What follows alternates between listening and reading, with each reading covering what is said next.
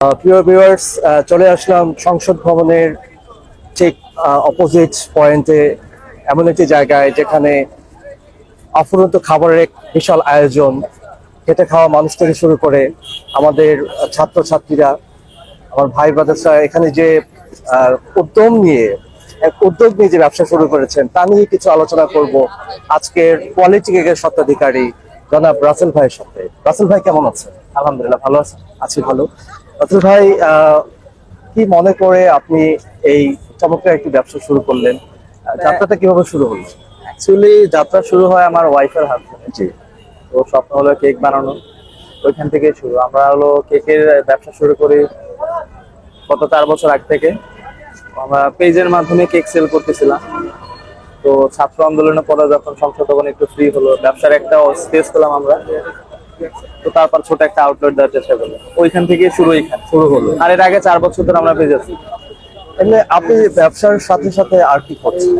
আমি student, honours 4th ইয়ারে পড়তেছি ঢাকা কলেজ অ্যাকাউন্টিং ডিপার্টমেন্টে। খুব চমৎকার। আসলে রাসেল ভাই অ্যাকাউন্টিং এ ঢাকা কলেজে পড়ে, one of the best subject in business faculty.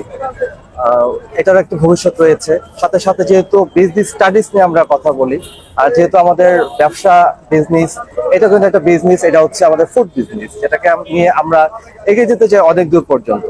আর আমাদের ব্যবসার মূল প্রাতিপদ্য বিষয় হচ্ছে যে মুনাফা অর্জনের জন্য সঠিক এবং সুন্দর কিছু ব্যবসা দাঁড় করানো। ব্যবসা এমন নয় যে আমাকে একটি ক্যানভাস নিয়ে কাজ করতে হবে, আমি ব্যবসাতে করতে পারি বৈধভাবে। যেটা রাসেল ভাই আপনাদেরকে দেখিয়েছেন যে একটি কেক এবং পেস্ট্রি, যেটা একটি আমি বলবো একটি হাইলাইটিং বিজনেস। জি, হাইলাইটিং বিজনেস, এবং খুব দক্ষতার প্রয়োজন হয় ব্যবসা করতে হবে। আপনি আমাকে বলবেন যে এই যে বিজনেসটি, এটা কিন্তু একটু পড়াশোনা জানা একটি বিজনেস।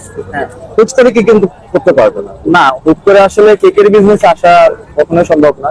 এর জন্য আসলে অধ্যবসায়ের প্রয়োজন আছে। মানে একটু অধ্যবসায় করার পরে একটা খুব ভালো কোয়ালিটি ফুল আপনি কেক পাবেন কিনে।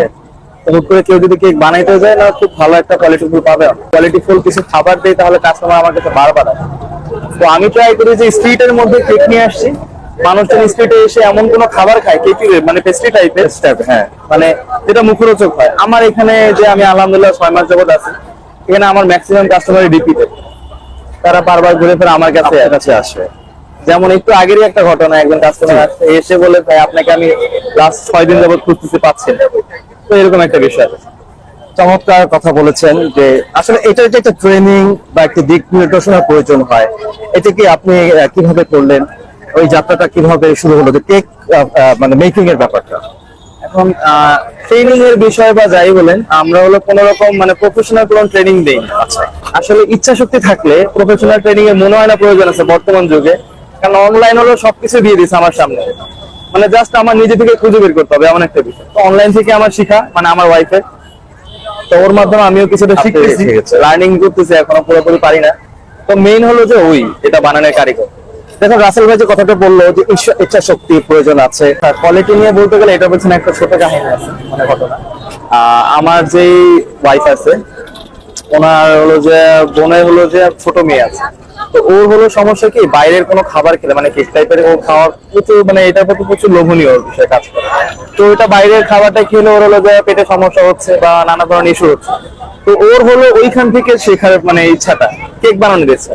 তারপরে আস্তে আস্তে এটা যে কিভাবে ফ্যাশন হয়ে গেল, এটা ও নিজেও বুঝতে পারে। আচ্ছা। ও এমনি হলো যে নার্সিং শেষ করছে, বাট এখনো নার্সিং কমপ্লিট, মানে যে লাইসেন্স পরীক্ষাটা আছে ওইটা দিতে যাচ্ছে না। ও মানে এই বিজনেস নিয়ে থাকতে যাচ্ছে। রাসেল ভাইয়ের যে ইন্সপিরেশন, তার ওয়াইফ, আমাদের এক বোন, যার ইন্সপিরেশনে রাসেল ভাই এগিয়ে যাচ্ছে বহুদূর। আবার একজন নারী উদ্যোক্তা উনি। রাসেল ভাই যেহেতু এই কোয়ালিটি কেকের স্বত্বাধিকারী, আরেকজন স্বত্বাধিকারী বলবো তার ওয়াইফ, যিনি যার ইন্সপিরেশনে তিনি এই বিজনেসটি দাঁড় করিয়েছেন, এবং এই বিজনেস নিয়ে তিনি ভবিষ্যতে অনেক দূর এগিয়ে যাবেন এই প্রত্যাশা করব।